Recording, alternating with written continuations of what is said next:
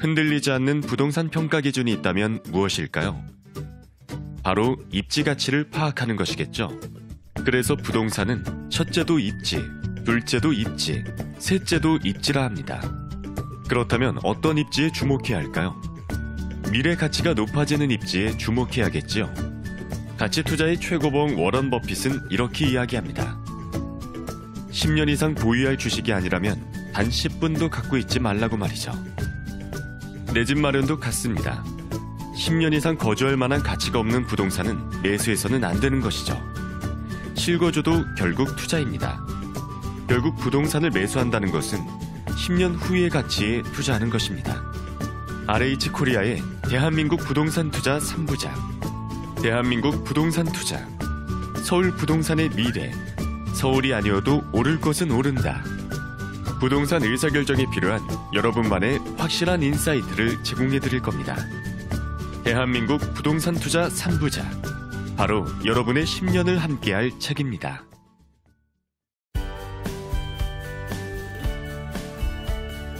빠숑의 세상 답사기. 안녕하세요, 빠숑입니다.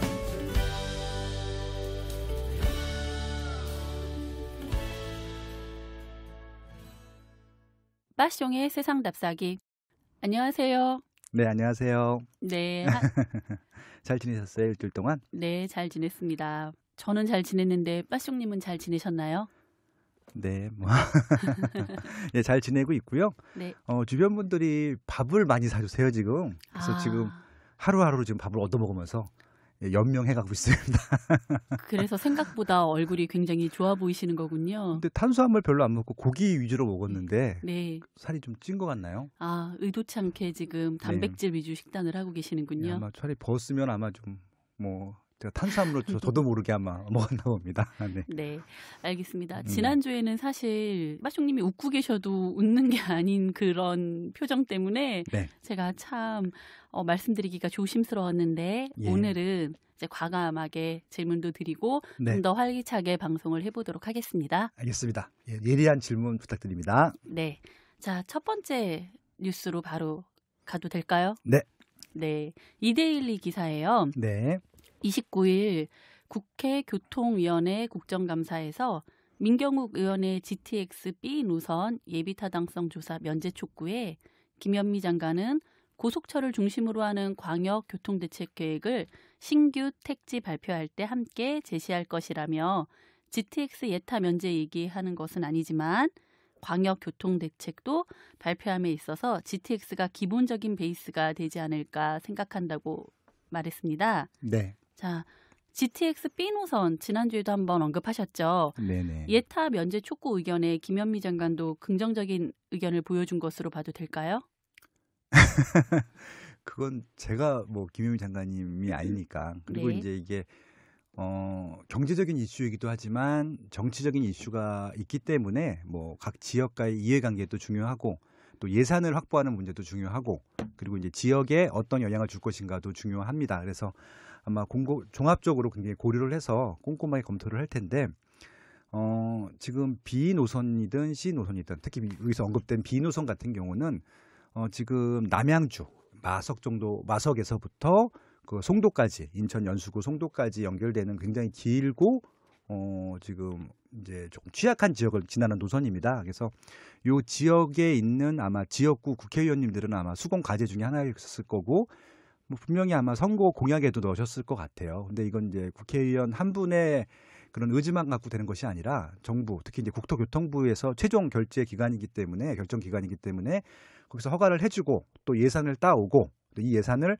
국책 사업으로 할 것인지 민자로 할 것인지 이런 거 결정하는 문제들이 굉장히 복잡하거든요. 그래서 아마 좀 많이 회의를 많이 할 텐데 일단은 시장에서는 필요하다라고 보고 있어요. 왜 그러냐면은 지금 서울까지 올 수 있는 방법들이 여러 개가 있긴 한데 지하철만큼 확실하게 연착되지 않고 올 수 있는 방법들은 없거든요. 근데 이거는 지하철보다 훨씬 더 좋은 노선이기 때문에 빠른 시간에 올 수 있기 때문에 지금 인천 같은 경우가 서울까지 오는 노선이 딱 하나예요. 특히 강남권이나 이쪽으로 가는 노선은 7호선이고 강북 쪽으로 가는 노선은 1호선이고요. 딱 두 개밖에 없기 때문에 만약에 GTX 이 B 노선이 생긴다라고 하면은 이제 그 서울 중구 종로구 이제 이런 종로구까지 올 수 있는 그러니까 서울 강북 지역의 메인 일자리 지역까지 올 수 있는 노선들을 확보하는 것이기 때문에 인천 지역에서도 좋고요. 그리고 이제 남양주 같은 경우는 지금까지 그 전철 역세권으로서의 좀 가치가 있는 적이 거의 없거든요. 지금 별내 신도시 정도만 지금 진행하고 있는데 저 끝에 마석까지 간단 말이에요. 마석은 어디냐면은 이제 화도읍이라 그래서 그 경춘 고속도로를 타고 가다 보면은 거기 이제 화도읍 뭐 이렇게 써 있는 그 IC가 있어요. 그래서 이제 굉장히 멀죠. 춘천에 가는 길이 있으니까. 그러니까 거기서부터도 전철을 타고 서울 도심까지 뭐 20분대에 올 수 있는 획기적인 전철망이기 때문에 인천뿐만이 아니라 남양주에서도 굉장히 획기적인 필요로 하는 노선입니다. 그래서 제 개인적으로는 생겼으면 좋겠고요. 근데 이제 문제는 예산일 것 같아요. 그래서 예산을 어떻게 확보할 것인가가 아마 국토교통부의 숙제일 것 같고요. 그리고 또 향후에 이게 만약에 정말 이용객이 적다라고 하면은 또 비난을 또 면하기가 어렵거든요. 세금 낭비한 거 아니냐라고 하는데 그런 것들은 이제 국민 여러분께서 저를 포함한 국민 여러분께서 사회적으로 조금 인정을 해주셨으면 좋겠어요. 왜냐면은 지금 지난번에도 말씀드렸지만 지하철 1호선부터 9호선 중에서 2호선 빼고는 다 적자거든요. 세금으로 메꾸는 부분들이 있기 때문에 이 서울 이외의 지역에 좀 취약한 지역들의 교통망을 조금 획기적으로 개선하는 방안으로 복지 차원으로 인정해 준다고 하면은 저는 뭐 될 것 같아요. 느낌상. 안 되면 제 잘못은 아니고요. 그렇게 좀 기대를 해보고 있습니다. 네. 그러면 지금 신규 택지 발표할 때 함께 이제 언급하실 거라고 했는데 신규 택지 발표가 언제죠? 12월간 이제 제 3기 신도시일 수 있을 것 같고 그냥 택지개발지구도 있을 수 있을 텐데 최근에 또 뭐 이렇게 고양시권, 유출 사건 이런 것들 때문에 발표하는 걸 굉장히 민감해하시더라고요. 근데 아무튼 올해까지 뭐 2개 정도 신도시는 발표한다고 하셨는데 만약에 B 노선과 함께 연계하는 교통망이라고 하면은 이 노선이 지나가는 지역일 가능성이 높겠죠. 그래서 그런 부분들도 한번 미리 예측할 건 없고요. 제가 좀 당부드리지만 투자나 실거주나 미리 들어가지 마시고요. 분명히 그 공사를 하는 거 보고 늦게 들어가셔도 심지어는 다 완성된 거 보고 들어가셔도 늦지 않거든요. 그러니까 좀 조급해하지 마시고 정부 좀 믿고요. 좀 이렇게 좀 교통망이든 신도시 개발이든 확정된 거 보시고 그 다음에 움직이셔도 충분할 거라고 예상을 합니다. 저도 좀 기다리고 있고요. 저도 잘 모르겠습니다. 아직까지는 어디가 결정되는지는요. 네, 알겠습니다. 자, 다음 뉴스 넘어가 볼게요. MK 뉴스. 우리도 아파트 짓게 해달라. 뉴타운 해제 반발 집단 탄원이라는 제목이네요. 기사 내용을 보면 박원순 서울시장 취임 이후 지난 7년간 서울시가 강도 높게 몰아붙인 뉴타운 출구 전략으로 정비구역 해제 위기에 놓인 사업지 곳곳에서 주거 환경 개선을 위해 재개발을 하게 해달라는 주민 요구가 잇따르고 있다. 김태섭 주택산업연구원은 지난 18일 개최한 주택시장 안정화 방안 세미나에서 수요 대비 부족한 서울 신규 아파트 공급 물량 확보를 위해 주민 동의율이 50% 이상인 해제 지역을 정비구역으로 재지정하는 것을 검토할 필요가 있다고 지적했다라는 기사 내용이 있습니다. 뉴타운 해제 지역에서 다시 재개발을 해달라는 요구가 있다는 내용이네요. 네네. 어떤 것이 바람직할런지요? 일단 소비자 입장에서 보면요. 네. 당연히 헌아파트보단 새 아파트가 좋으시죠. 네, 당연하죠. 다세대 빌라보다 아파트가 좋으시죠.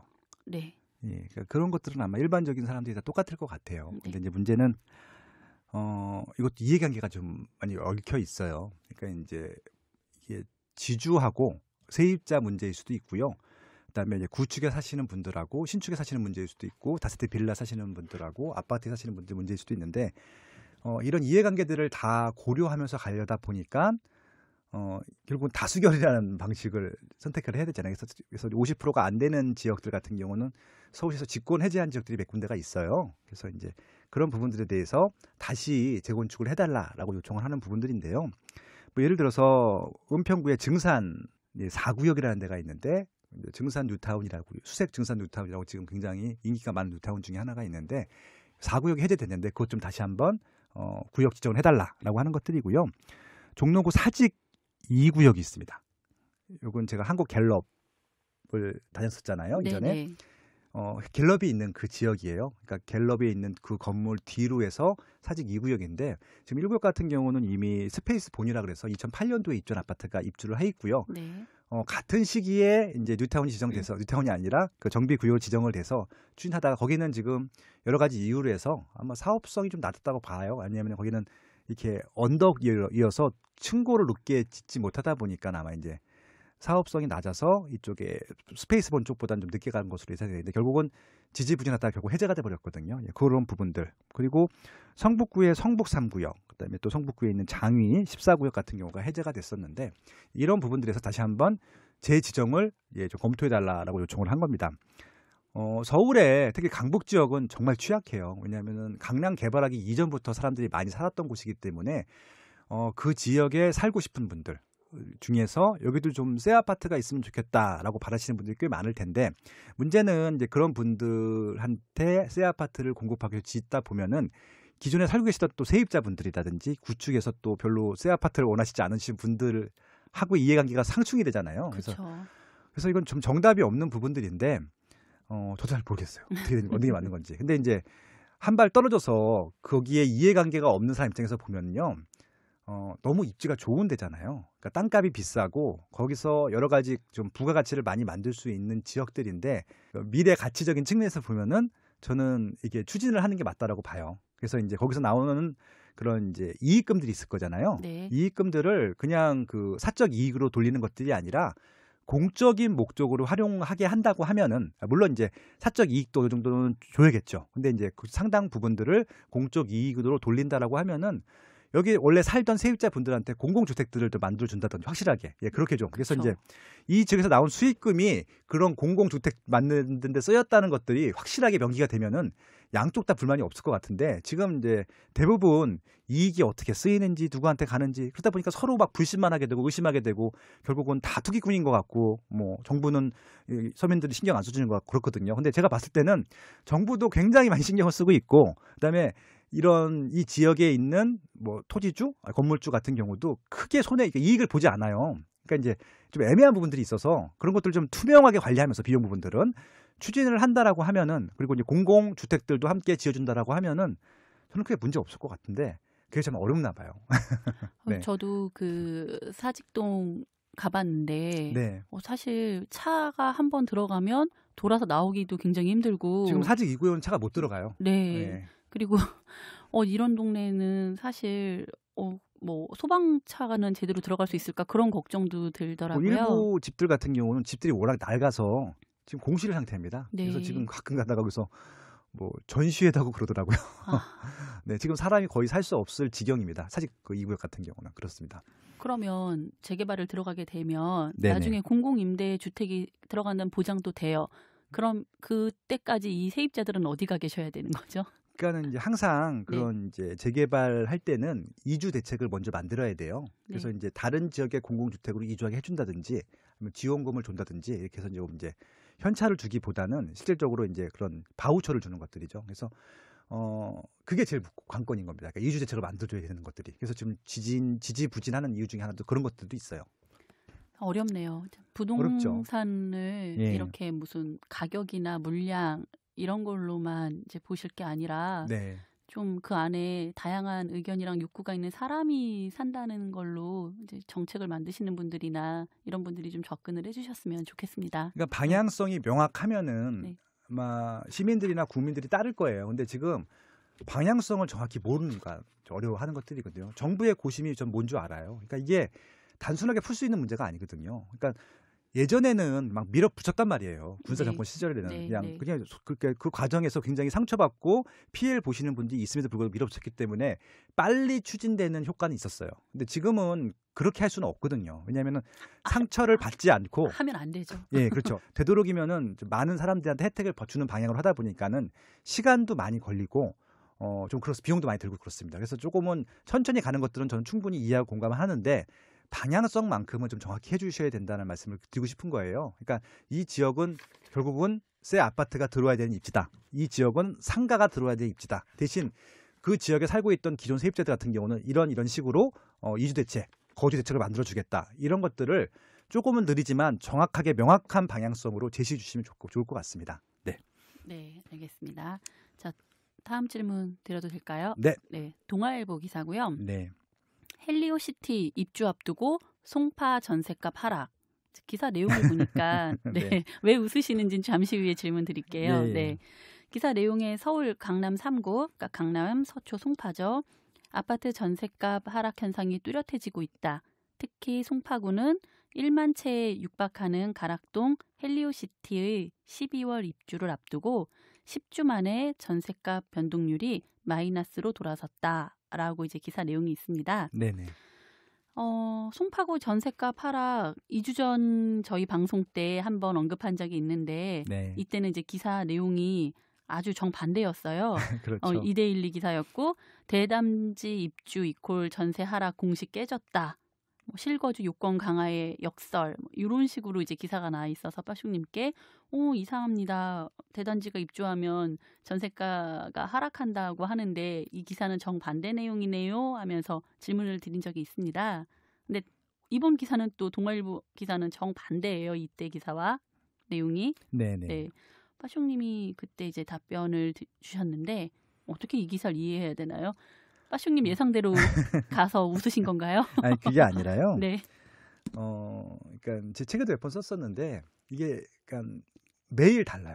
네. 똑같은 사안을 놓고. 그러니까 이게 이 기자분들이 쓰시는데 기자분들은 어디서 소스를 받아서 쓰시는 경우들이 많잖아요. 네. 그래서 이제 아마 이제 전문가 분들한테 물어보고 그것들을 보통 정리해서 기사를 하시는데 아마 기자분도 다르실 거고 아마로서 다를 텐데.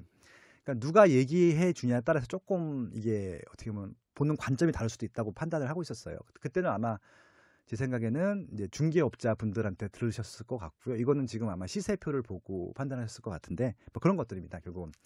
그러니까 물량이 많아지면은 빠지기 마련이라고 말씀드렸잖아요. 전세든 매매가든 마찬가지일 텐데 이건 제가 지난번에 빠질 거라고 예상을 했었고 네. 그렇기 때문에 이거는 지금 뭐 그 지난번에 말씀드렸다시피 계속 빠질 거예요. 빠질 건데 언제까지 빠지느냐 얼마큼 빠지느냐가 이제 관건인데 제 생각에는 송파구 정도라고 하면은 인기가 많은 지역이고 배우 수요지가 많은 지역이기 때문에 이게 무작정 빠지진 않을 거라는 말씀을 드렸던 것 같고요. 아마 헬리오시티는 큰 문제가 없는 이상 전세가가 많이 빠지지는 않을 것 같고 헬리오시티 주변에 있는 기존 구축 아파트들의 전세가가 빠지겠죠. 예, 그렇게 좀 나눠서 생각하시면 될 것 같고요. 그러니까 이제 기사 내용에 일희일비하지 마시고요. 상식적으로 접근하시면 좋을 것 같고 이게 지금 객관적으로 이 지역에 전세를 들어가실 분들한테 필요한 기사인 거잖아요. 그러니까 네. 이 기사를 보고 뭐 투자를 하시거나 이럴 분들이 아니신 거잖아요. 그렇죠. 결국은 진짜 송파구에 전세를 필요로 하시는 분들 같은 경우는 혹시 구축이라도 상관없으시면 오히려 이렇게 입주 물량이 많을 때가 좀 상대적으로 낮은 전세가를 구할 수 있는 기회이기 때문에 그렇게 활용하시면 좋겠다라고 좀 팁을 드리고 싶네요. 네. 기사를 똑같은 내용인데도 이제 기사 내용이 약간씩 다른 걸 보면 네. 이제 기사를 무조건 수용하는 게 아니라 좀 자기만의 인사이트가 필요하다고 늘 말씀을 하시잖아요. 근데 이게 제가 맨날 이제 공부를 하자 인사이트 갖자 말씀드리는데 솔직히 어려워요. 네. 어렵고 단기간에 될 수 있는 건 제가 아니라고 생각을 해요. 저도 거의 20년 동안 지켜봤고 그렇게 공부를 하다 보니까 결국은 이런 기사가 나왔을 때 그 다음에 그렇게 됐는지 한번 확인만 해보셔도 조금은 인사이트가 생기실 것 같아요. 근데 보통 기사를 보고 기사로 끝내시는 경우가 많잖아요. 그래서 지난주에 아기금융 선생님이 나오셔갖고 되게 좋은 말씀하셨는데 공부를 하고 공부로 끝나는 것이 아니라 진짜 그렇게 됐는지 한 번만 확인해 보시면은 훨씬 더 인사이트가 높아질 거라고 말씀하셨거든요. 저도 마찬가지라고 생각을 합니다. 기사를 꾸준히 보시되 그냥 무비판적으로 받아들이지 마시고요. 진짜 그렇게 됐는지 한 1년 후에, 2년 후에, 3년 후에 한번 검토를 해보신다고 하면은 이런 뭐 저 같은 전문가 말 들을 필요도 없을 정도로 전문가가 되어 계실 겁니다. 예. 굉장히 부지런해야 가능한 일이네요. 아니요, 관심만 있으면 돼요. 네. 관심만 있으면 됩니다. 네. 알겠습니다. 자, 다음 질문 드릴게요. 네. 경향신문 기사고요. 똘똘한 한 채, 침체기에는 바보가 될 수 있다라는 제목인데요. 기사 내용을 보면 다주택자에 대한 정부의 규제가 강화되면서 똘똘한 한 채를 선호하는 사람이 늘고 있다. 생활 편익 및 사회 기반 시설이 잘 되어 있는 곳의 아파트 한 채만 사면 규제를 피하면서도 자산을 불릴 수 있다는 판단에서인데 서울, 강남, 서초, 송파, 양천, 용산구와 여의도 등의 아파트 가격 상승 이유도 이와 무관치 않다. 그러나 똘똘한 한 채가 주택시장 침체기에는 가격 하락폭이 더 큰 것으로 조사됐다라는 이제 기사입니다. 요즘 전문가들도 많이 말씀하시는데 똘똘한 한 채 이제 네이밍은 누가 있는지 정말 궁금하네요. 예, 어떻게 똘똘한 한 네. 채는 2007년도부터 썼던 말인 것 같고요. 그 그럼 당시에 그 당시에도 그러면 똘똘한 한 채의 이슈가 있었나 봐요. 그러니까 이제 노무현 정부 때 네. 참여정부 때 다주택자들 규제를 본격적으로 시작을 했습니다. 아마 처음 규제를 한 것 같아요. 다주택자들한테 규제를 했던 것들이. 네. 그러다 보니까 다주택자들이 주택을 여러 채 갖는 것들을 할 수가 없었죠. 세금 때문에. 그래서 결국은 한 채만 투자하자라고 해서 똘똘한 한 채 전략이 그때 나온 거였었고요. 네. 근데 그때랑 지금이랑 다른 것들이 그때는 투자용이었어요. 그래서 거품이 생기기 좋은 시장이었던 거였고요. 왜냐하면은 똘똘한 한 채가 어디로 갔었냐면은 대형 아파트로 갔었어요. 그러니까 그때는 소형이나 중형이 별로 인기가 없었고 대형이 인기가 많았을 때라서 내가 살지 않는다 하더라도 일단 사놓자, 투자하자라고 해서 투자 수요가 많이 몰렸단 말이에요. 그래서 이제 소위 말하는 이제 투기 수요도 몰렸을 거고 투자 수요도 몰렸을 텐데, 근데 그것들이 다 폭락을 했어요. 그러니까 입지가 좋은 데들이든 나쁜 데들이든 금융위기 이후로 쭉 다 빠졌거든요. 그래서 이제 그 이후에 그 폭락했던 대형 아파트들이 오른 데도 있고 안 오른 데도 있고 오히려 더 빠진 데도 있고 그렇거든요. 그래서 이제 이게 어느 지역인지 어떤 시기였는지를 따져보지 않고 단순하게 똘똘한 한 채 전략은 뭐 바보가 된다 이렇게 표현하면 안 될 것 같고요. 이건 아마 통계의 오류일 것 같아요. 그러니까 저는 통계 전문가잖아요. 네. 20년째 통계만 보고 있는데 통계 자료를 거의 이용은 안 해요. 왜냐면은 좀 이런 말씀 드리긴 그렇지만 이건 통계를 진짜 꼼꼼하게 그 분야만 가지고 분석을 한 10년 이상 하지 않으면은 그 수치의 의미를 정확히 알 수가 없단 말이에요. 예를 들어서 아파트 구입 의향률이 네. 10%면 많은 거예요, 적은 거예요? 적은 거죠. 예, 되게 많은 거예요. 그런가요? 그렇죠, 모르죠. 일반인들은 알 수가 없죠. 10%면 예. 10분의 1밖에 안 되는 건데 왜 많은 거죠? 그러니까 이제 온 국민이 다 아파트를 살 필요 없는 거잖아요. 그렇죠. 생규 아파트의 공급량을 수요로 커버할 수 있으면 많은 거잖아요.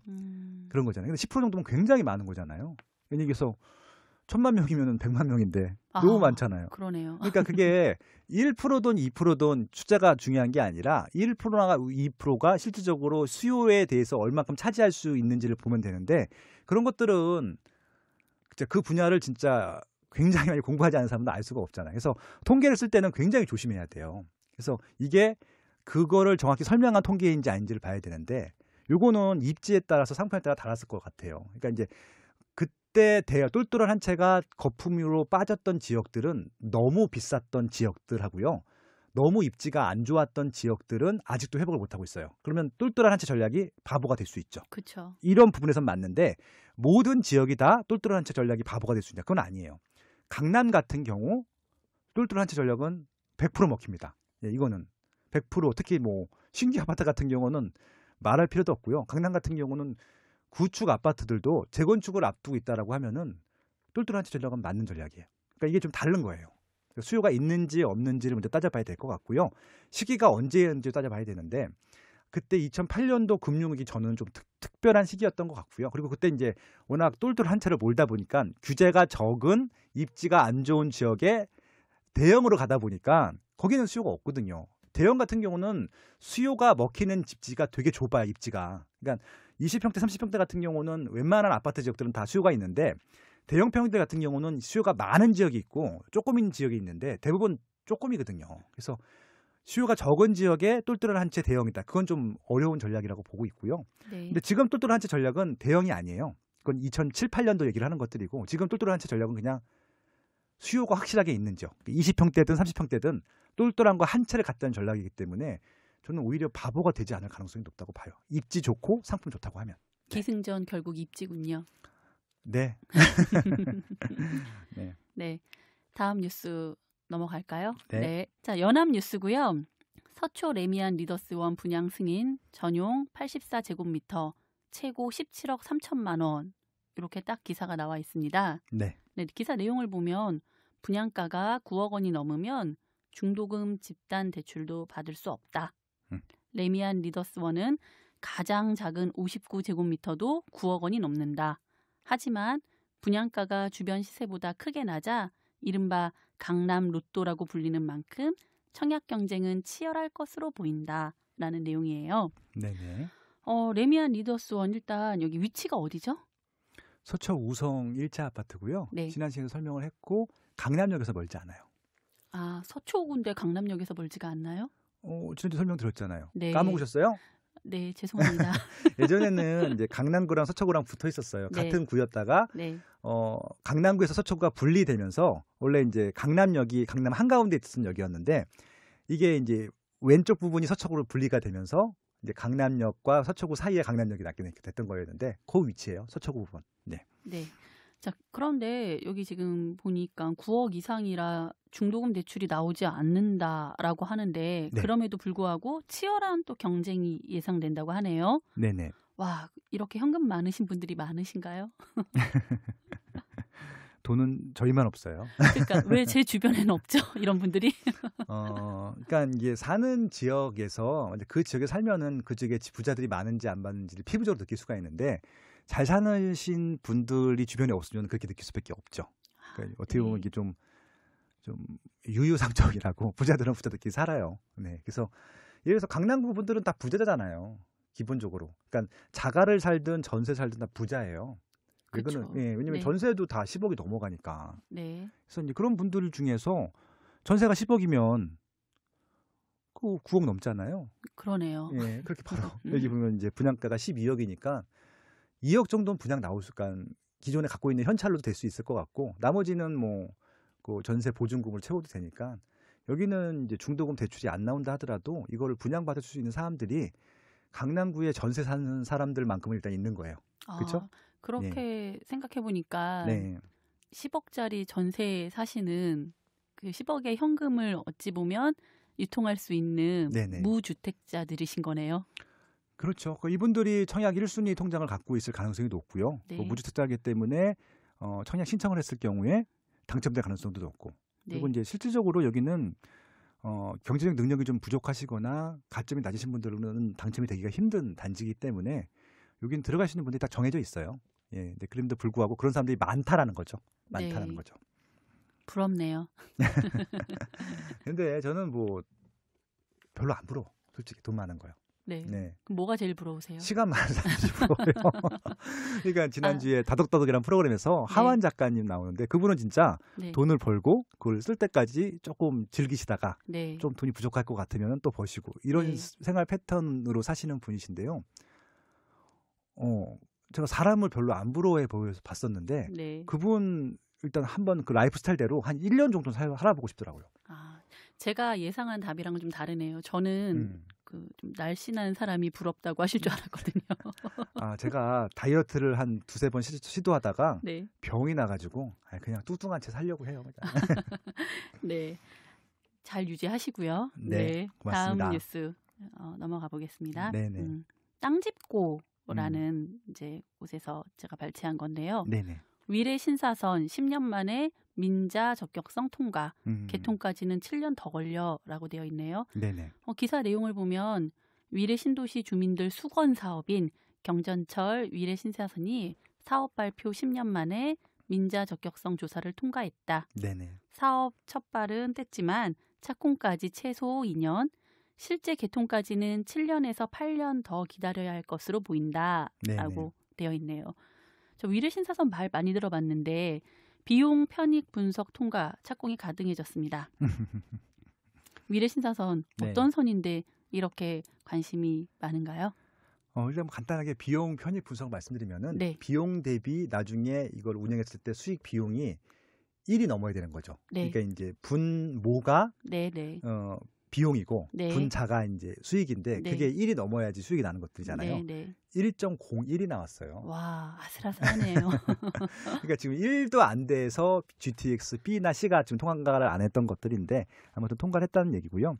지금 착공까지 2년이고 또 공사 기간이 7년이니까 결국은 10년 걸린다는 얘기고요. 네. 그렇죠. 지금 지금 2018년이니까 28년 정도에 개통을 한다는 얘기인데 여기는 경전철이에요. 네. 그러니까 이제 아마 그 운전석이 없고 자동으로 운행하게 되는 네. 짧은 전철일 것 같은데요.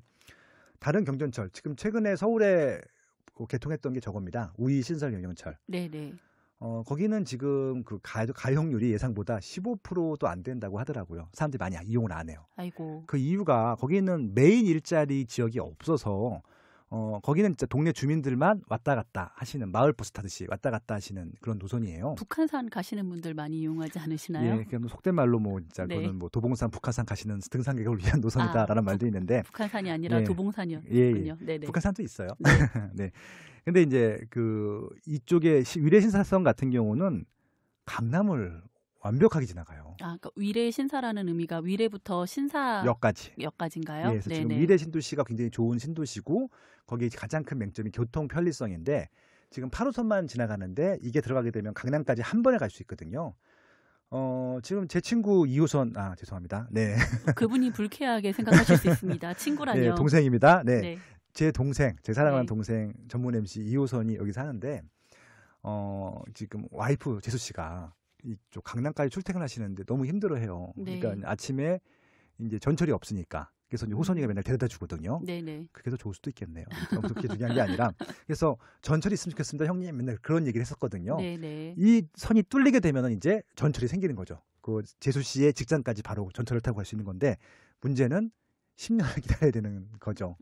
그래서 아마 그런 부분들인데 그만큼 노선은 좋아요. 그러니까 지나가는 노선을 대충 말씀드리면요. 일단은 위례에서 출발해서 네. 그다음에 뭐 가락 시형 아파트 들어가고 그러니까 여기 헬리오시티가 되겠죠. 네. 그리고 이제 그 대치동에 있는 하계울역 지나가고요. 삼성역 지나가고 봉은사역, 청담역, 학동사거리역, 을지병원역, 신사역 여길 지나가요. 강남의 요지를 다 지나가요.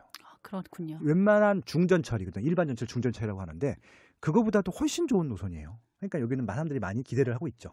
네. 그렇습니다. 뭐 10년이 지나도 이곳에 사람은 여전히 많이 사실 테니까. 예, 그래서 이거는 네. 10년이 걸리는 게 중요한 게 아니라 네. 이건 확정이 됐다는 게 중요한 것들이고요. 네. 10년 동안 여기를 들어가면 되는 것들이잖아요. 네, 실고하실 분들은 10년엔 분명히 이용할 수 있으니까 이런 확정이 되는 게 중요한 거거든요. 네. 이게 10년이 걸리든 15년이 걸리든. 그래서 좀 이 확정적인 사업들이 좀 많이 생겼으면 좋겠습니다. 네, 알겠습니다. 자, 이제 마지막 뉴스 네. 해볼까요? 헤럴드 네. 경제 기사였고요. 네네. 몰락하는 지방 부동산, 일자리 줄고 미분양 늘고 악순환, 지방 부동산 아우성. 너무 자극적인 제목이네요. 네. 기사 내용을 보면 지방 부동산 시장이 아우성이다. 지방 산업 침체가 집값을 떨어뜨리고 이것이 다시 연방 산업 침체를 불러와 지역 경기를 불황으로 빠뜨리는 악순환이 시작됐다는 분석이다. 네. 서울과 지방의 집값 양극화는 곧 서울과 지방의 경기 양극화의 다른 말이며 이는 지역 불균형 발전을 더욱 심화시킬 것이다라는 관측이다라고 합니다. 예를 든 도시는 이제 울산이었고요. 기사에서. 네. 네, 이제 지방 일자리가 줄고 미분양이 늘고 지방 부동산 어떻게 봐야 할까요? 서울이 아니어도 오를 곳으로 오른다라고 하는 네. 올해 아마 부동산 분야에서 제일 많이 팔린 책이 있어요. 예. 너무 저자는 뭐 누구라고 하는데 네네. 거기에 상세하게 써놨습니다. 지방 네. 부동산 얘기는 지방에서 제일 중요한 거는 일자리예요. 네. 일자리가 있어야지 지방의 수요는 이제 인구라고 할 텐데 인구가 유지가 되거든요. 그러니까 인구가 줄고 있다는 것들은 100%입니다. 일자리가 줄고 있다는 것들이고요. 일자리가 준 만큼 새로운 일자리가 많은 지역을 찾아서 도심으로 보통 오죠. 그러니까 대표적인 지역이 서울, 경기고요. 지금 언급하신 울산뿐만이 아니라 지금 창원이 제일 문제고요. 또 심각한 데가 거제예요. 네. 그러니까 지금 말씀드린 지역들이 다 경남권. 그러네요. 예, 네. 거기가 대한민국에서 일자리가 제일 많아요. 그러니까 서울 제외하면은 서울이 일자리가 제일 많고요. 네. 서울을 제외하게 되면 일자리가 제일 많은 지역이 경상남도입니다. 지금 네네. 경상남도 쪽이 지금 제일 일자리 부분들이 좀 문제라고 하는데 그래서 지금 과거에 이제 잘 나갔을 때 한 4, 5년 전에 잘 나갔을 때 분양들을 많이 했단 말이에요. 그러니까 심지어는 그때 분양을 준비해 놓은 것들이 지금 또 분양을 대기하고 있고요. 그래서 지금 미분양들이 쌓이고 있고요.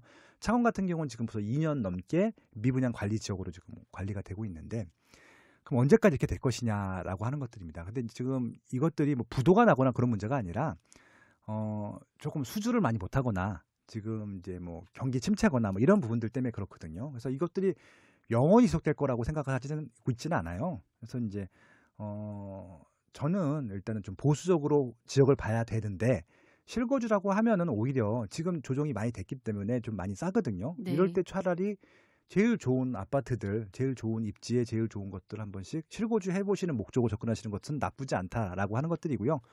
투자로 접근하시는 것들은 제가 봤을 때는 지금 적정한 타이밍은 아닌 것 같아요. 그래서 좀 보수적으로 볼 타이밍은 됐지만 오히려 지금 이 시기가, 이 조정기가 실거주 하시는 분들한테는 기회가 될 수도 있다. 왜냐하면 계속 집값이 올라갈 때는 부담스러워서 못 들어가거든요. 그런데 실거주 하시면서 우리 음. 집값이 앞으로 더 떨어져도 상관없어라고 전혀 투자를 배제하는 분들이 있을까요? 있죠. 그러니까 지금 네. 집을 살까 말까 고민하셨던 분들은 못 살 거예요. 지금까지 네. 좀 부동산 역사를 지금 대부분 되짚어 보면은 대부분 그런 타이밍에서 집들을 못 사시는 분들은 집을 한 번도 안 사보셨던 분들이 못 사세요. 그리고 집을 한 번이라도 샀었던 분들은 오히려 그 기간을 사시기도 하시고요. 그러니까 이게 경험치가 있어야 되는 것 같아요. 근데 만약에 창원이란 지역이 지금 100만이 넘는 지역이고 울산도 100만이 넘는 지역이고요. 그렇거든요. 그 네. 지역에서 만약에 뭐 제조업이 좀 몰락을 해서 인구가 준다고 치자고요. 네. 인구가 줄어요. 얼마나 줄까요? 100만에서. 글쎄요. 뭐 아무리 많이 줄어도 과반수 이상은 안 줄 것 같아요. 그렇죠. 네. 과반수가 줄어도 50만 명만 해도 대도시거든요. 그러네요. 그럼 50만 명한테 필요한 기반 시설이 있을 거고 상업시설도 있고 집이 필요할 거 아니에요. 그렇다고 하면은 제일 좋은 건 그때도 제일 인기가 많을 거예요.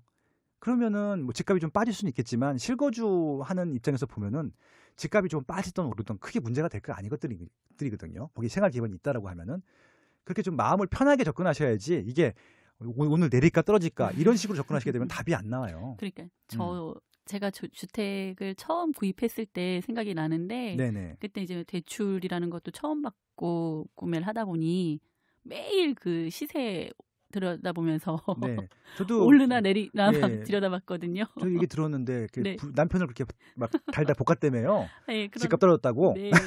근데 살다 보니까 네. 뭐 어차피 오른다고 와 신난다 하고 내일 음. 당장 팔고 뭐 떨어진다고 해서 집이 어디 날아가는 게 아니기 때문에 네네. 그냥 그 뒤부터는 이제 다음 주택으로 옮겨갈 때는 사실 오르고 떨어지고에 그렇게 민감하게 반응하지 않게 되는 면도 있더라고요. 그리고 네. 뭐 집값이 떨어지면 내 집 우리 집만 떨어지는 거 아니잖아요. 그 네. 떨어진 가격으로 옆에 있는 집들도 이사 가도 되는 것들이고요. 근데 이제 지난주에 아기훈 선생님 말씀하신 대로라고 하면은 저도 같은 생각이고요. 10년 정도 장기 거주한다고 생각하고 있으면은 정말 말도 안 되는 입지, 말도 안 되는 상품만 아니면은 인플레이션만큼은 가지 않을까. 그걸로 큰 돈을 벌 수 없다 하더라도 인플레이션 정도만 유지한다고 하더라도 저는 주택을 구매하는 것들은 성공했다고 볼 수 있거든요. 그렇게 좀 가벼운 마음으로 장기적으로 접근하셨으면 좋겠습니다. 네. 자, 서울이 아니어도 오를 곳은 오른다 네네. 쓰신 그 저자분의 그 의도대로 인구 1,000만의 도시 서울만이 아닌 나머지 4천만의 국민이 사는 그 비서울 지방 분들을 위한 그런 대책이나 정책들도 많은 관심을 가져주셨으면 좋겠습니다. 네. 그리고 그냥 제 변명 하나 할게요. 네. 예, 서울이 아니어도 오를 곳은 오른다라는 책이 있는데 서문에 이렇게 썼어요. 서울이 너무 집중이 됐었어요. 네. 제가 작년에 서울 부동산의 미래라는 책을 썼는데 공교롭게도 그 책을 쓴 다음부터 서울이 좀 많이 올랐어요. 그래서 이제 지방 분들이 그러니까 지방을 위한 책을 써주시면 좋겠다. 장기적인 차원으로 과연 지금 모습이 어떻고 미래는 어떻게 될 것인지를 써달라고 해서 책을 썼던 게 서울이 아니어도 오를 곳은 오른다였어요. 그래서 특정 지역을 뭐 찍어주거나 저는 그런 것도 잘 몰라요. 그러니까 그런 지역들을 어떻게 이해하면 되는지 이해를 시키려고 해서 특정 입지들을 설명을 하잖아요. 그럼 지명이 안 들어갈 수가 없어요.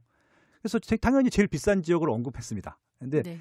그 제일 비싼 지역, 제일 좋은 입지가 올라가는 거는 당연한 거잖아요. 그쵸. 제가 뭐 그걸 추천했기 때문에 그런 게 아니라 뭐 광주 봉선동이라는 지역이 많이 회자가 됐었는데 제가 아예 말씀을 드릴게요. 그 광주 봉선동이라는 부지는요, 2011년도에 행복재테크라는 카페에 제가 칼럼을 썼어요.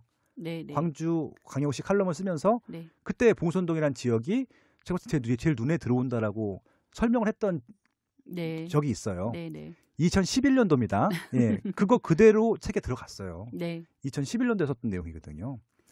근데 그때는 왜 아무렇지도 않다가 그동안 안 올라서 갑자기 올라간 거잖아요. 근데 그거는 제 잘못이 아닌 것 같아요. 아무 생각해도. 네, 아무튼 네, 또 변명이겠지만 네. 네, 그런 말씀 드리고 싶습니다. 네. 네, 알겠습니다. 좋은 말씀 감사합니다. 네, 다음 주엔 더 재밌게 해보겠습니다. 네, 다음 주에 뵙겠습니다. 예, 고맙습니다. 네.